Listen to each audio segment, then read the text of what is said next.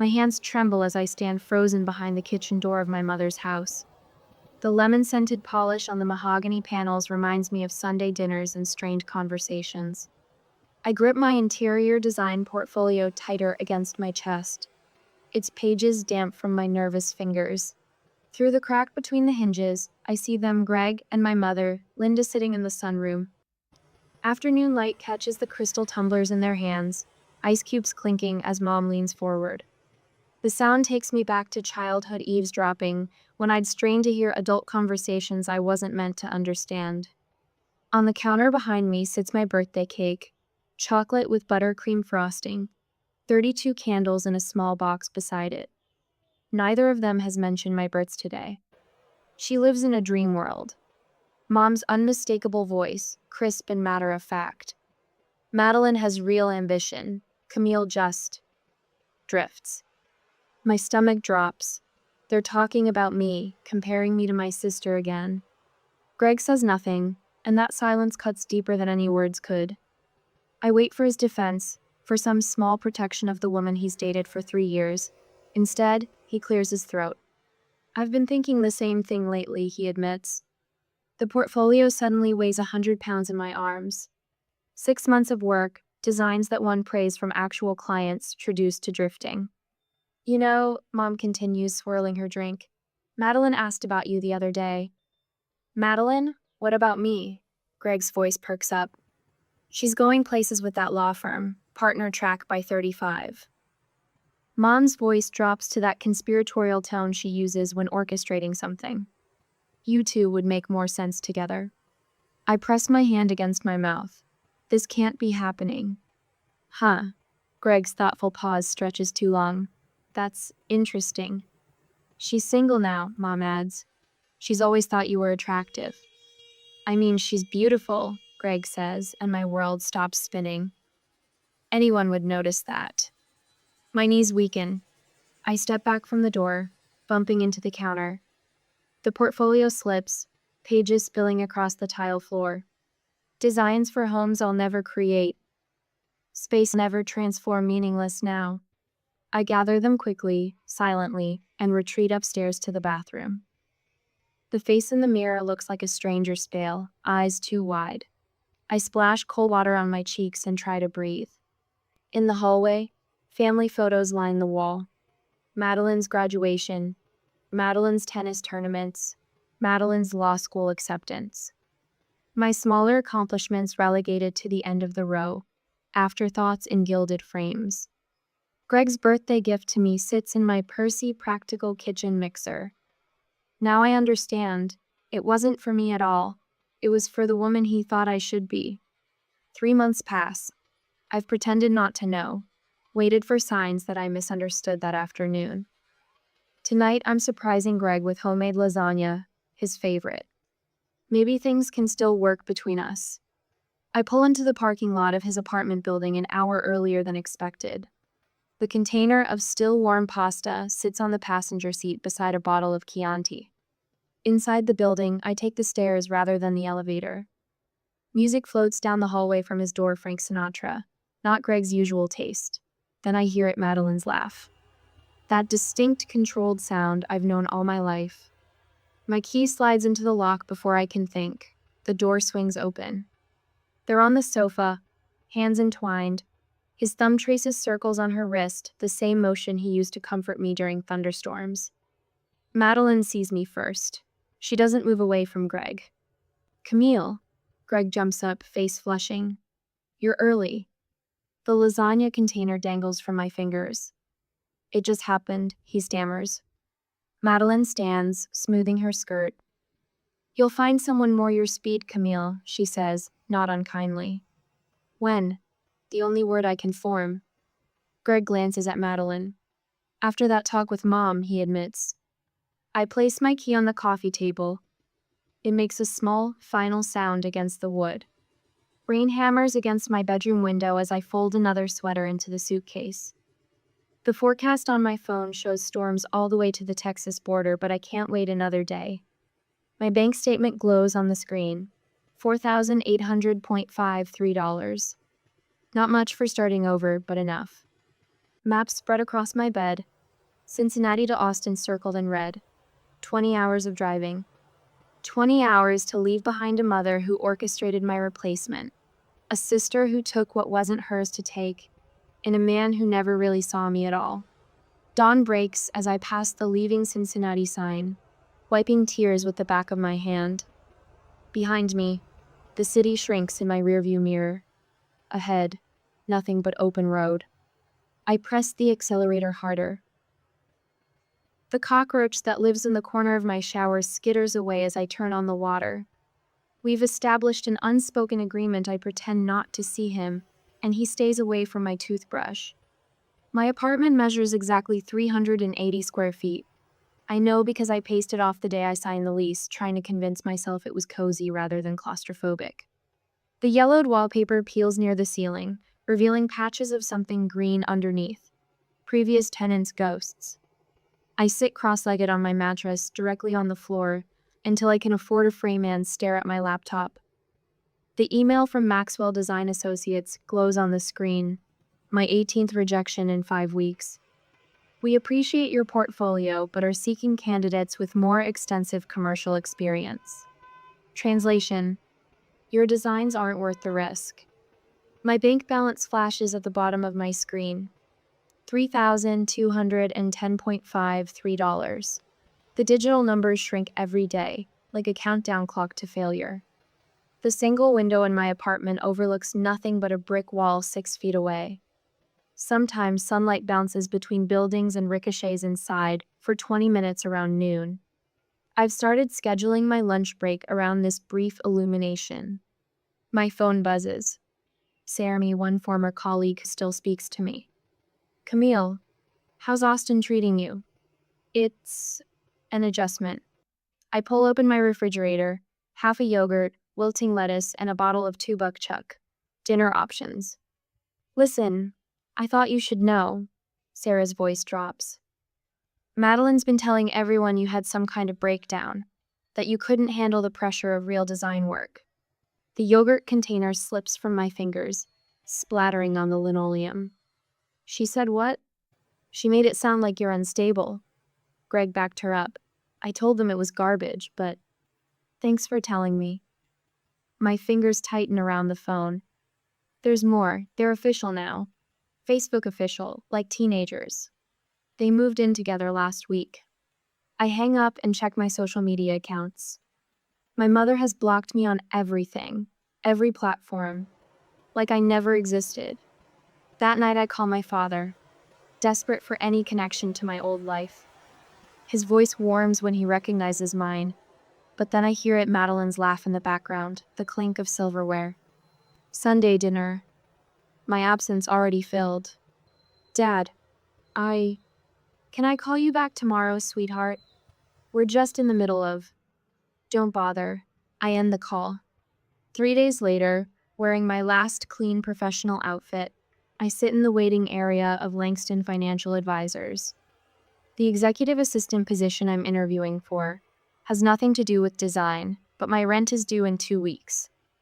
Beggars, choosers. The receptionist waves me into an office that looks like a hurricane hit a paper factory. Stacks of folders teeter on every surface. A whiteboard covered in financial formulas takes up one wall.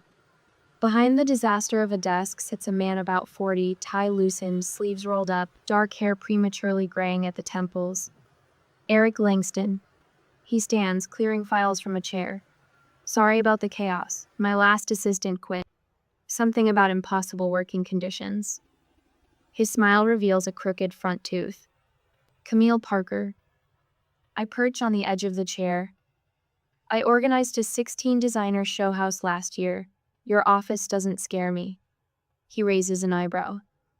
Designer? Interior design was my previous career, but I'm adaptable. Eric gestures at the mess.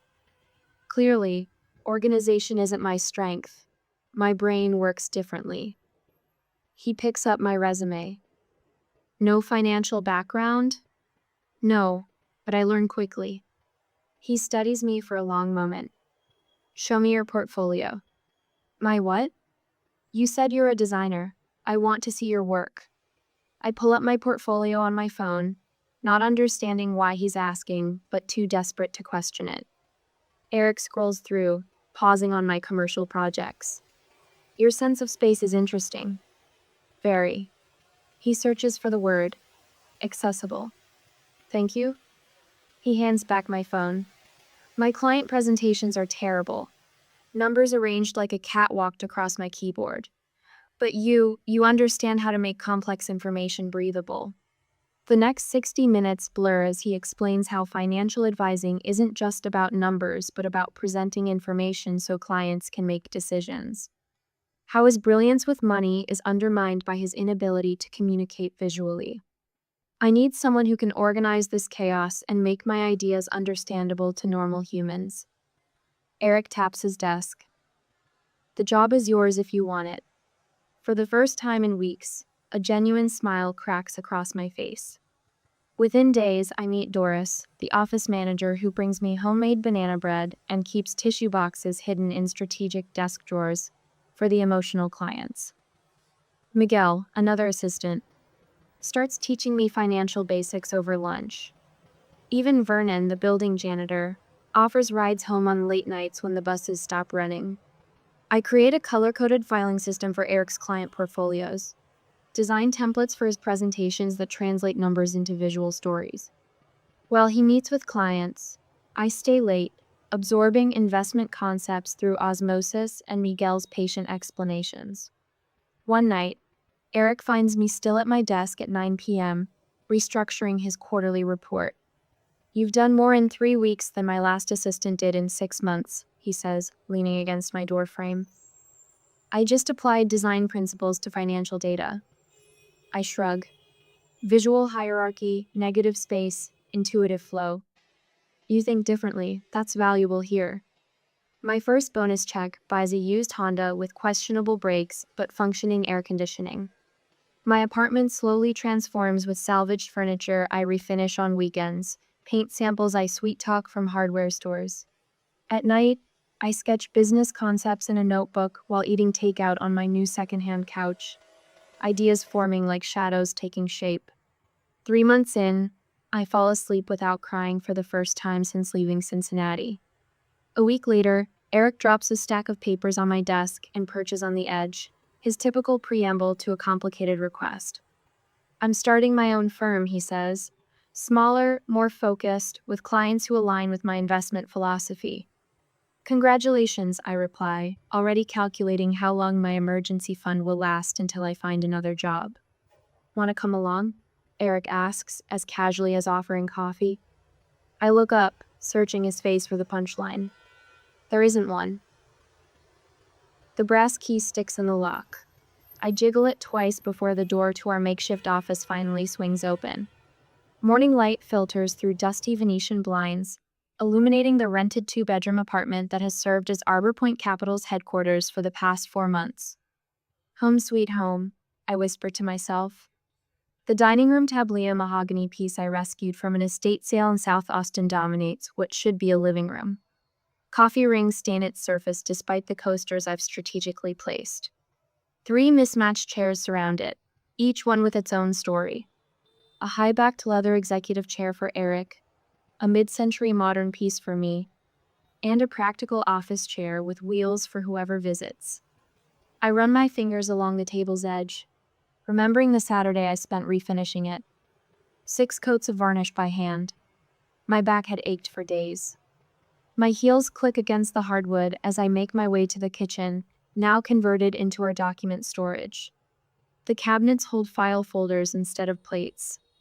The countertop supports a printer and coffee maker essentials ranked in that exact order. Last night's takeout containers tower precariously in the trash. Chinese food cartons from our midnight strategy session.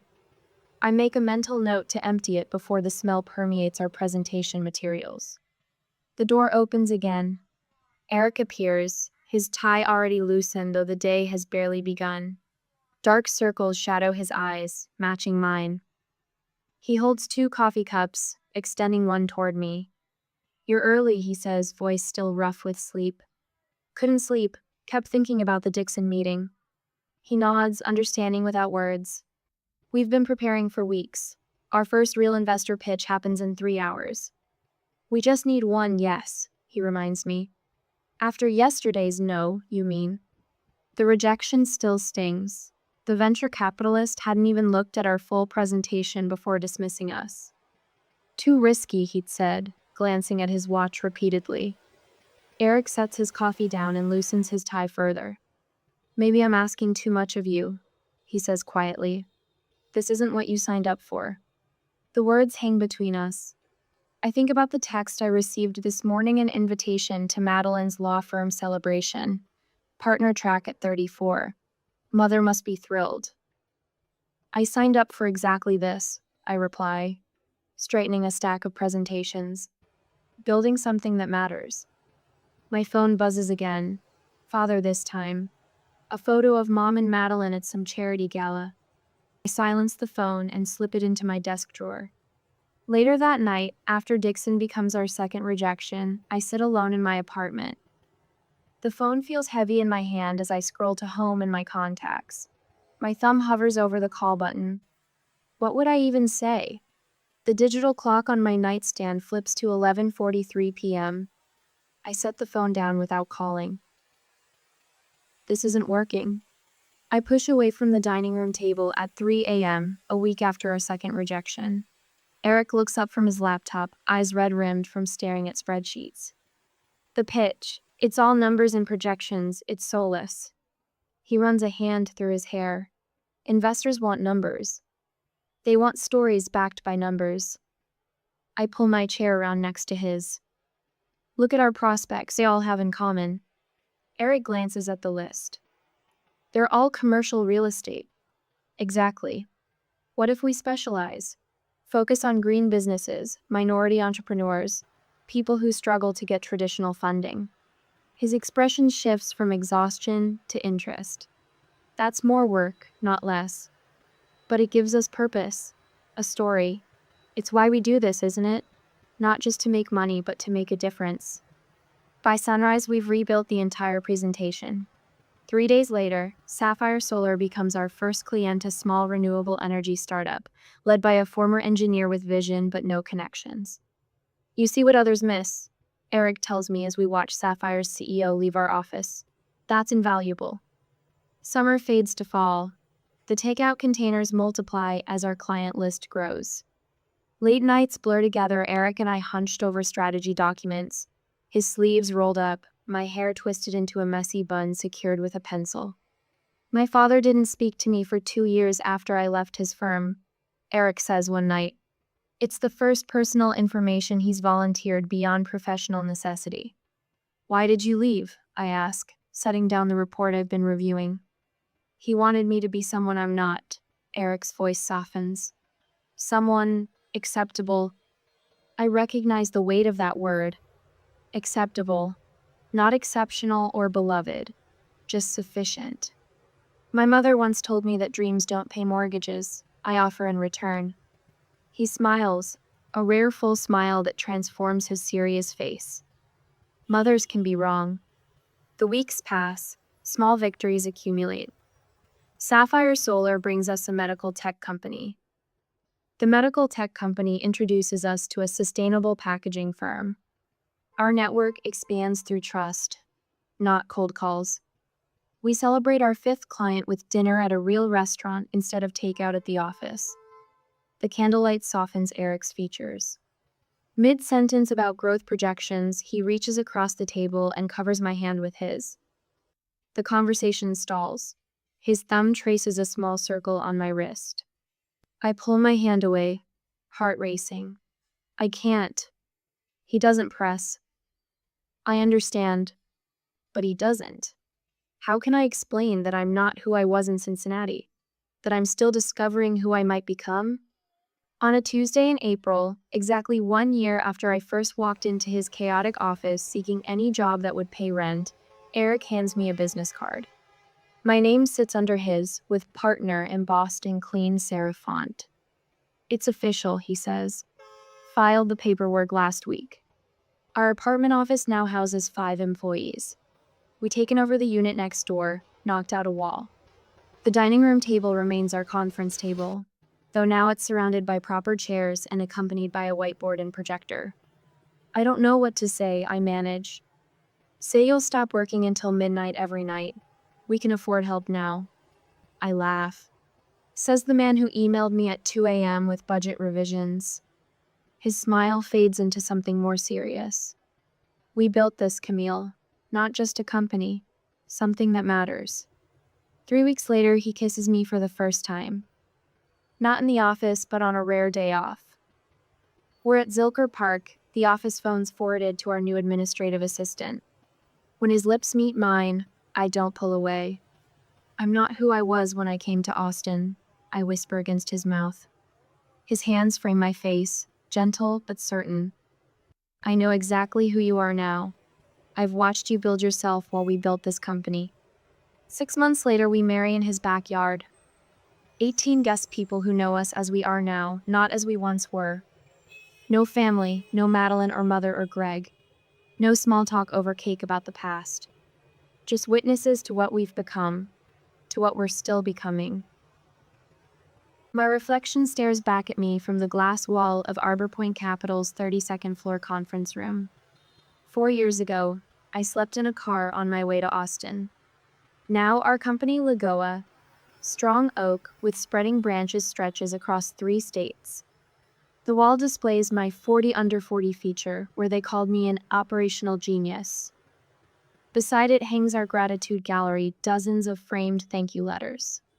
You saved my father's legacy, one reads. Arbor Point believed in us when no one else would, says another. Each represents a business we rebuilt, a family dream preserved. Cleveland makes strategic sense, Eric says, tapping the presentation slide. Their client portfolio complements ours. Their operational inefficiencies are exactly what Camille excels at streamlining. Our board members nod. After 4 years watching me transform companies, they've stopped questioning my methods. Then Eric clicks to the next slide, and my coffee cup freezes halfway to my lips. There on the screen is the executive team of Midwest Financial Partners. Third from the right stands Greg Mitchell, his hairline receding slightly, his smile just as practiced as I remember it. My stomach tightens into a knot I haven't felt in years. Camille? Eric's voice breaks through the sudden fog. I set my cup down with a steady hand. Sorry, just noting their organizational structure. After the meeting, I discover another complication. The law firm handling the merger paperwork is Hamilton, Bright, and Associates, Madeline's firm. We can assign someone else to lead this acquisition. Eric offers that evening, concern etching lines around his eyes. No, I close my laptop. I'll handle it myself. That night, I examine Greg's performance evaluations from the due diligence files. Strong relationship skills, one reads, but lacks follow-through on complex projects. Another notes his tendency to align with the loudest voice in the room. His salary history shows lateral moves but no substantial advancement. The client retention statistics tell the real story. He keeps the easy accounts and loses the challenging ones. You don't have to do this, Eric says, climbing into bed beside me. I want to. We'll announce at the gala, I decide. Complete transparency, full press coverage. In the morning, my phone buzzes with a LinkedIn notification. Greg Mitchell has sent you a connection request. His message reads, looking forward to working together. Always knew you'd be successful. I laugh without humor. By afternoon, Madeline's law firm partner calls me directly, bypassing our legal team. Madeline recommended I reach out personally, he says. I imagine her in her corner office, orchestrating this call, trying to position herself advantageously as always. All communications should go through proper channels, I reply, my voice professionally polite but firm. That evening, a friend request from Linda Parker appears on my social media, the first contact attempt in 4 years. Her profile picture shows her at a charity gala, diamond earrings catching the light. I leave it unanswered. The next day, I visit a boutique owned by a designer whose business Arbor Point helped save from bankruptcy 2 years ago. She unveils a sapphire gown that captures the exact color of our company logo. For the gala, she says, pride evident in her voice. My gift to you. We're reviewing the acquisition team staffing tomorrow, I tell her. Performance will determine everyone's future. I spend the afternoon driving through my old Cincinnati neighborhood. The maple trees my father loved are taller now, their leaves beginning to turn gold at the edges. I slow past my mother's house, but don't stop. Whatever I needed from that place, I have built for myself elsewhere. Back at the hotel, Eric speaks quietly on the phone, arranging additional security for tomorrow night. Just in case emotions run high, he says, covering the receiver. Better to be prepared. When he finishes, I practice my speech in front of the mirror. The words are strong but not vindictive, professional without being cold. This isn't about revenge, it's about closing a chapter. Are you sure you're ready to face them? Eric asks, adjusting his tie. I've been ready for 4 years. I turn from the mirror. They'll meet Camille Langston, Chief Operating Officer of Arbor Point Capital. Not Camille Parker, the girl who wasn't good enough. Eric walks over and takes my hands. Remember, you're not the girl who left. You're the woman who built an empire. I squeeze his fingers, then reach for my lipstick. Below us, limousines already line the entrance to the grand ballroom, where Arbor Point's elegant branding transforms the space. The guest list sits on the desk, 3 names highlighted. Gregory Mitchell, Madeline Parker, Linda Parker. They have no idea who's waiting for them. Eric's hand rests at the small of my back as we linger in the hotel corridor. Through the ballroom's double doors, the murmur of 200 guests ripples like water over stones. My sapphire gown catches the light, transforming ordinary movements into quiet declarations of power. Ready? Eric asks, his voice low enough that only I can hear. I take a breath that fills not just my lungs, but the spaces where doubt once lived. Fashionably late, just as planned. We step inside, and the room shifts. Conversations falter mid-sentence. Heads turn like compass needles finding north. I recognize faces from Cincinnati society pages, business journals, and childhood memories, all wearing the same expression of stunned recalibration. That's Camille Parker, someone whispers, the words traveling across the room in ripples. Through the crowd, I spot Greg by the bar. The champagne flute in his hand freezes halfway to his mouth when our eyes meet. 4 years evaporate in that moment. The boy who once told my mother I just drifted now stands slack, jawed at the sight of the woman I've become.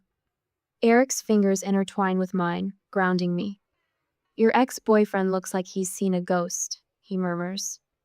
Not a ghost, I reply, just someone he never really saw.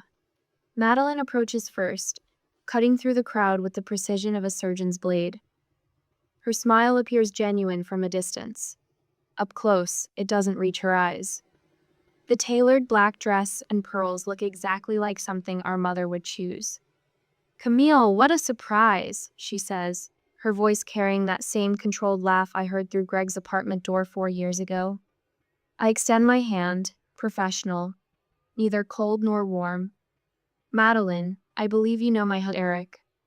Madeline's eyes flick to the platinum band on my left hand, then to Eric's 6'3" frame and confident stance. The mental calculations play across her face like slides on a projector. Husband? I hadn't heard, congratulations.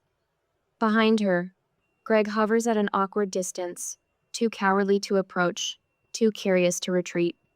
Through my peripheral vision, I spot Mom, Linda, making her way toward us with the determined stride of a woman with a plan. Her hair is slightly grayer, but her posture remains military straight, her smile already fixed in place. She's wearing the same perfume she wore when I was a child. Chanel number 5. The scent of Sunday dinners and withering critiques. There's my successful daughter, Linda announces, arms outstretched as if we've maintained a close relationship through weekly phone calls rather than 4 years of silence. She attempts to embrace me. I accept a brief, formal hug that resembles a business greeting more than a mother-daughter reunion. I always knew you had potential, she continues, undeterred. When I heard about Arbor Point Capital expanding into Cincinnati, I told everyone, That's my Camille. The words land like counterfeit bills on a banker's desk, familiar in shape but worthless in substance. Linda pivots without missing a beat. Madeline's firm is so excited about this partnership. They've assigned her personally to oversee the legal transition. Actually, Madeline interjects, suddenly animated, we've prepared all the preliminary paperwork. Perhaps you could help me lead this merger, Camille. Given our history, we'd make a formidable team. Eric's hand tightens slightly around mine, not possessive but protective. He's witnessed enough of these dynamics during our late-night conversations to recognize the chess moves being made. I smile, not the hesitant smile of the woman who once stood behind kitchen doors clutching rejected designs, but the measured smile of someone who signs seven-figure checks. Everyone's performance will determine their path just like mine did. I reply, the subtle emphasis on performance making Greg's face drain of color. Eric isn't just my husband. He's my partner in all things. I turn slightly toward Eric, including him in this moment rather than seeking rescue. Business decisions will be based on merit alone. That's how we've built our success. Madeline's smile tightens. She tries a different angle, addressing Eric directly. You must be the visionary here. Your investment strategies are legendary already. We built this together. I correct her gently. That's the Arbor Point difference. We recognize talent regardless of where it comes from. Some of our most successful partnerships began with people who were underestimated. Linda's eyes narrow slightly, recognition dawning that her daughter is no longer accessible through the old channels of manipulation. She watches as three executives approach to introduce themselves to me. Not to Eric, not to both of us, but specifically to me. Across the room, Greg frantically works the crowd, shaking hands with board members, laughing too loudly at jokes. His desperation is palpable, the anxiety of a man who suddenly realizes his career rests in the hands of someone he discarded. At precisely 8:30, the event coordinator signals me toward the stage.